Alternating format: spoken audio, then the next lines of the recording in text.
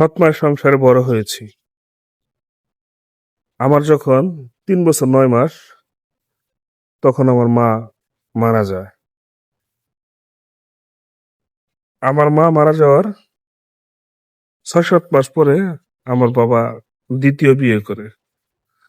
তারপর থেকে সৎ মায়ের সংসারে বড় হয়েছি আমি।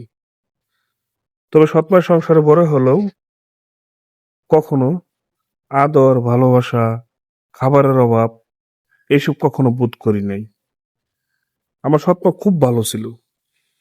সে আমাকে নিজের সন্তানের মতো আদর, স্নেহ, ভালোবাসা দিয়ে বড় করছে।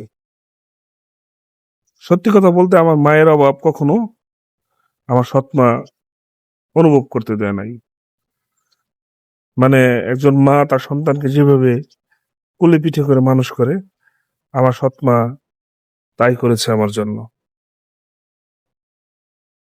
একদম নিজের সন্তানের মতো আমাকে বড় করছে। আমার আরো একটা সৎ ভাই, একটা সৎ বোন আছে। তারাও কখনো আমাকে সৎ ভাই হিসেবে মনে করে নাই। নিজের আপন বড় ভাই হিসেবে মনে করে সবসময়। মানে এমন কোনো কাজ, এমন কোনো কিছু আমি কখনোই আমার সৎ মা, আমার সৎ ভাই বোনের মধ্যে দেখি নাই যে তাদের ওই আচরণ বা তাদের ওই দৃষ্টিভঙ্গি দেখে আমার মনে হয়েছে, ও আমি তো আমার সৎ মায়ের পেটের সন্তান না, বা আমি তো আমার সৎ ভাইয়ের বা বোনের আপন ভাই না। এমন কখনোই মনে হয় নাই। আমার সৎ ভাই এবং সৎ বোন যেরকম আমাকে নিজের আপন বড় ভাই মনে করে, আমার সৎ মাও তেমনি আমাকে পরিবারের সবার বড় ছেলে মনে করে।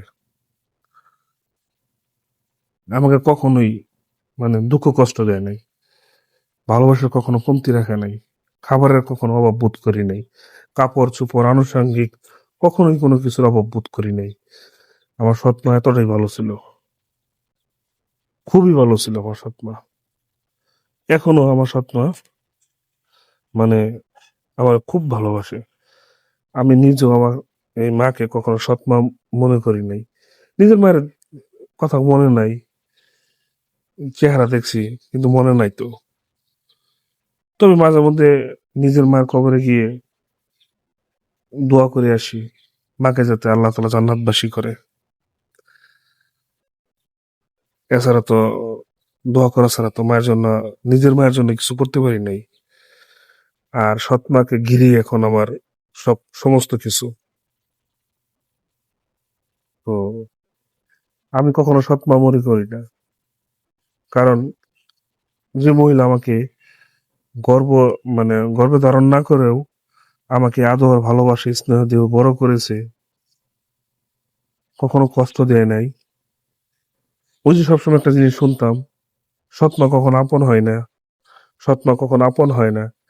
এই জিনিসটা কখনো অনুভব করি নাই, এই জিনিসটা কখনো বুঝতে পারি নাই। তাকে সৎ মা মনে করার কোনো কারণ আছে? সে তো আমার আপন মা, নিজের মা। এবং এই মা করছে কি, সে যে ওয়ারিশ পেয়েছে, মানে তার বাবার বাড়ি থেকে যে ওয়ারিশ পেয়েছে আমার সৎ মা, সেই ওয়ারিশ পাওয়ার পরে সেইখান থেকে মা ওয়ারিশের জমি বিক্রি করে আমাদের যে ৩ ভাই বোন আছে এখন, আমি এ সবার মধ্যে বন্টন করে দিয়েছি। আমার সৎ মা জমি পেয়েছে তার ইয়ে থেকে, বাবার বাড়ি থেকে, যেখানে আমার কোনো অংশীদার নেই, সেখানেও আমাকে মানে সম্পত্তি দিয়েছে। মানে আমার মা জমি বিক্রি করে যে টাকা নিয়ে আসছে, সেখান থেকে আমাকে টাকা দিয়েছে। এবং নিজের পেটের ছেলেকে যা দিয়েছে, আমাকেও তাই দিয়েছে। তো এই হচ্ছে আমার সৎ মা। তো সবাই আমার এই সৎ মার জন্য দোয়া করবেন। আমিও সৎ মাকে অনেক অনেক ভালোবাসি, শ্রদ্ধা করি। কারণ বুঝ হওয়ার পর থেকেই তো তাকে মা হিসেবে জানি, মা হিসেবে চিনি, মা হিসেবে মানি। আজীবন মা হিসেবেই মেনে যাব।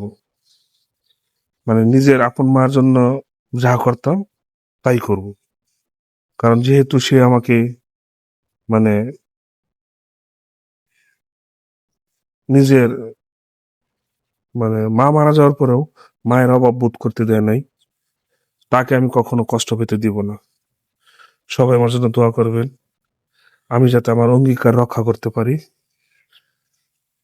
আমি যাতে আমার সৎ ভাই বোন আমার মাকে নিয়ে সুন্দর ভালোভাবে থাকতে পারি, সেজন্য দোয়া করবেন। এই গল্পটা হচ্ছে, আমি একটা গল্প বলেছিলাম যে সৎমা সংসারে কষ্ট করে বড় হয়েছি। তখন একজন কমেন্টস করে লিখেছিল যে সেও সৎমার সংসারে বড় হয়েছে, কিন্তু সৎমা তাকে কখনো পর মনে করে নাই, নিজের সন্তানের মতো বড় করেছে, নিজের আপন ছেলের মতো বড় করেছে।